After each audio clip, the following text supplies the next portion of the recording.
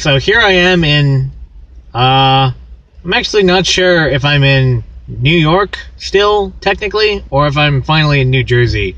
I know driving through New York City in the rain on one of the busiest holiday weekends, travel days of the entire year, really sucked. And I didn't even get the normal thing where I was able to at least see Freedom Tower 1 and the Chrysler Building and the Empire State Building from a distance, because the fog is so thick around this area that you really can't see anything in the distance. It sucks. So to celebrate the fact that it sucks, we're going to be looking at a sucky book, Hawkeye and the Winter Soldier, Tales of Suspense. Now, I don't really know why they would bring back an anthology and then not do the thing with it that anthologies can do, which is that almost all of the characters that you care about were introduced in anthologies like Tales of Suspense or Journey into Mystery or Amazing Fantasies or things like that. So I really don't know. I mean, I guess, yeah, they were also used to spotlight characters that are kind of cool in their own right, but not necessarily cool enough to hold a book on their own over the long term. So Hawkeye and Winter Soldier, I mean, you could do worse than those two, but come on now. So we get this cover. This cover is actually pretty cool. I think it's the main reason why I bought it. Unfortunately, the inside of the book doesn't match up to it. So we see, who's the team on this? So Matt Rosenberg. I'm not sure who Foreman is, but whatever, we'll find out. So it opens up, and we see Hawkeye, and he's kind of acting like an incompetent jackass, and we find out that he's kind of doing a bit, and then we find out he kind of isn't doing a bit. Like he's deliberately sort of acting in a way that'll garner attention in a subtle sort of way, because it turns out that this funeral that he's at is a high-ranking Hydra funeral, because somebody's been going around and killing high-ranking Hydra agents after they've been forced to turn tail and hide after the Secret Empire. So he gets himself noticed, and then there you go. And then they finally try to take him in, and Englentine mentioned this in his review, and yeah, it's stupid, especially because you know that in the comic page, that this gives given much more time to breathe than it would have in, say, a movie.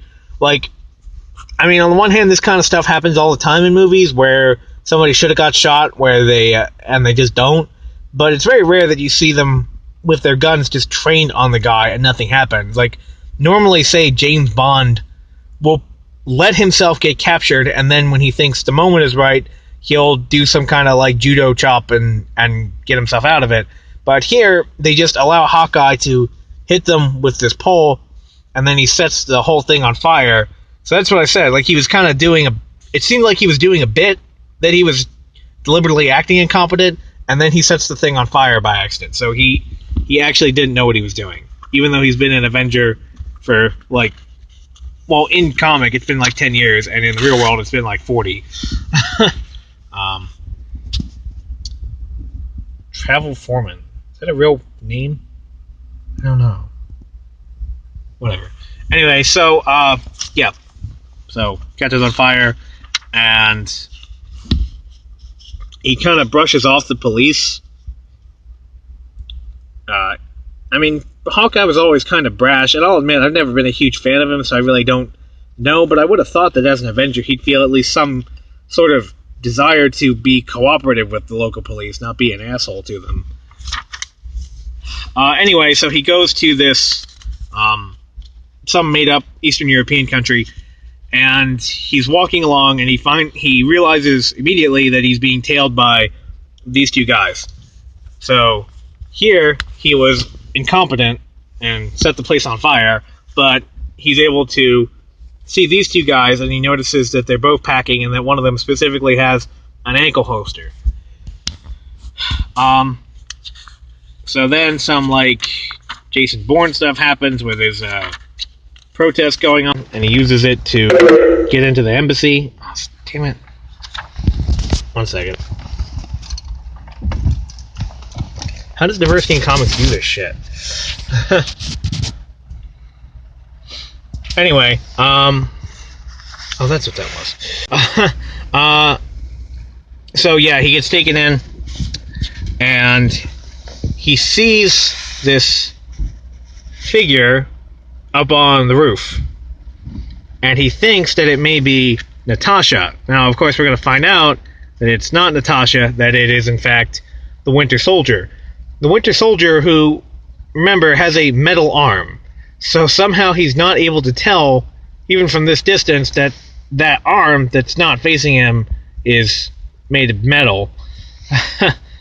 And, stop it. That even though he was able to tell that the one guy that was behind him the whole time had an ankle holster. So, go freaking figure. So anyway, he gets out, and then, like, this moment's kind of cool, where they both, Winter Soldier and Hawkeye, find each other in the office, and they both think that the other one is there to kill this high-ranking Hydra guy. And turns out that they're not, and they see the Black Widow symbol burned into the cabinet, and they wonder, well, why would she leave her calling card if nobody's died yet? And then it turns out that whomever has done this has rigged the place to explode. So, I'm not gonna lie, at the end of Secret Empire, because the only issue I read was Secret Empire 10, and that's the only issue that I had any desire to read once I'd finished it. And I actually didn't pick up on the fact that Black Widow was dead. I thought that they said, because it wasn't very clear, I thought that they had said that Kobik had brought back all the people that had died, and it turns out that Kobik didn't, and that Natasha is in fact dead, and I would imagine that they're not just going to completely undo that. I would imagine that this is either also a former associate of Black Widow's that's doing this, or that it's Helena Belova, or one of the other people that have carried the title of Black Widow over the past. So, but it's just dumb. Just the dialogue is dumb. Just the situations are dumb. The way that Hawkeye acts, he acts dumb. I saw Englandteen's review of this, and he and I basically had the same feeling about it, which is that there's some okay-ish ideas in it, but the way that Hawkeye in particular acts and the way that a lot of things play out, it's just not worth it.